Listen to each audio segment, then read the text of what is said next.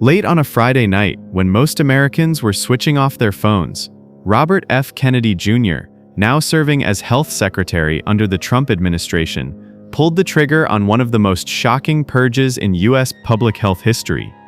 Over 1,000 scientists, doctors, and disease experts from the Department of Health and Human Services were dismissed in what insiders are calling the Friday Night Massacre. Entire CDC offices were wiped out, outbreak response teams gone, vaccine safety divisions erased. Even the scientists tracking Ebola and measles outbreaks were shown the door. And as one former CDC director put it bluntly, CDC is over, it was killed. This wasn't just a bureaucratic reshuffle, it was a political earthquake, a move that symbolized the Trump administration's deeper war against what it calls the bloated bureaucracy of Washington. Kennedy's late-night firings came during the second week of a government shutdown, with Trump publicly warning that the shutdown's harshest effects would fall on Democratic priorities. And this time, it wasn't a bluff. More than 4,000 federal employees across education, treasury, and energy were cut. But the CDC, America's disease defense line, took the hardest hit. Emails began landing in inboxes just before midnight. Cold, automated notices declaring, "You have been designated non-essential." Some employees thought it was a mistake, another bureaucratic glitch that would be walked back by morning, but the shutdown meant HR staff were furloughed, leaving no one to even confirm who was actually fired. Hours later, the confusion deepened. Some employees received follow-up emails titled "Rescission of Previous Notice of Reduction in Force," essentially saying, "Never mind, you're rehired."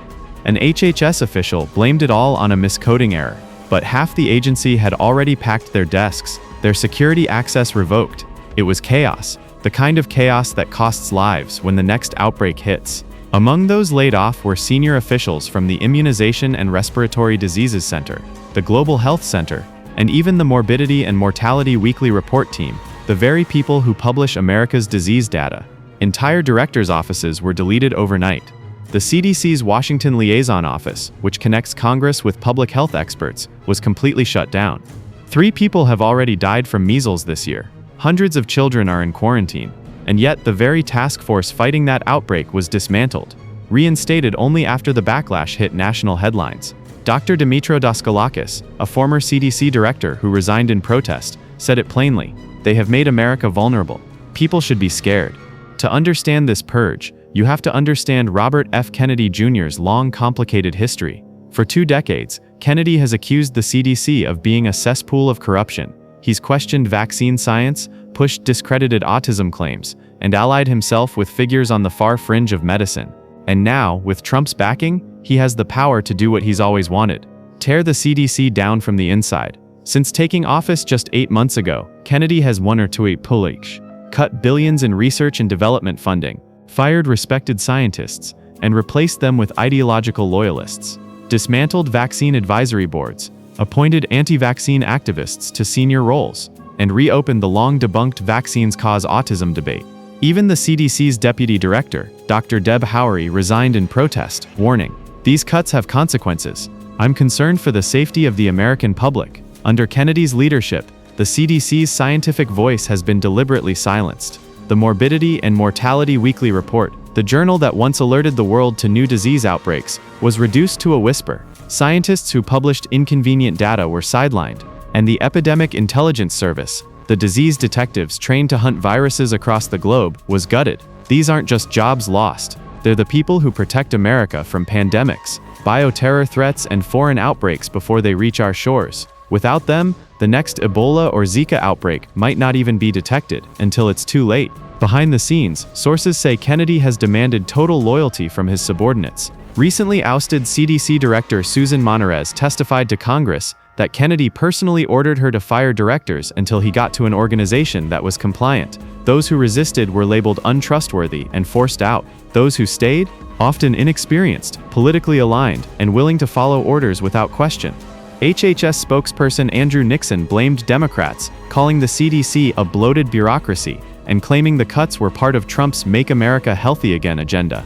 But for many inside Washington, that phrase now rings hollow, because health isn't what's being made great again, power is. The purge at the CDC isn't just a personnel shakeup, it's a transformation of American public health, from science-based decision-making to political obedience, and this shift has global consequences. The CDC's Global Health Center, responsible for tracking outbreaks overseas, was abolished, meaning the US now flies blind in a world still battling new viral threats every year.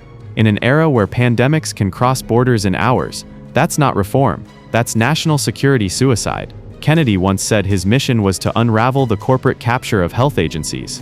But what's unraveling now is public trust in science, in truth, and in government itself. The CDC wasn't perfect. It made mistakes during COVID, during flu seasons, during crises of communication, but it was still the front line between chaos and control. Now that front line is crumbling, and as one senior CDC scientist put it off camera, we didn't just lose jobs, we lost the ability to protect America. This moment, this purge, will be remembered not just as a bureaucratic tragedy, but as a warning that when politics replaces science, when loyalty outweighs truth, and when fear drives public health, the cost is measured in lives. As Kennedy tweets about victory and bald eagles flying over Washington, thousands of doctors, researchers, and lab techs pack up their careers in silence. And America quietly steps into a future less safe, less prepared, and more divided than ever before. Because when you kill the CDC, you don't just end a department, you dismantle the immune system of a nation. This video is only for educational and awareness purposes. I'm not promoting or attacking any public figure. The goal is to expose the real consequences of political decisions shaping America's future. If you found this breakdown useful, hit like, subscribe, and hit the bell.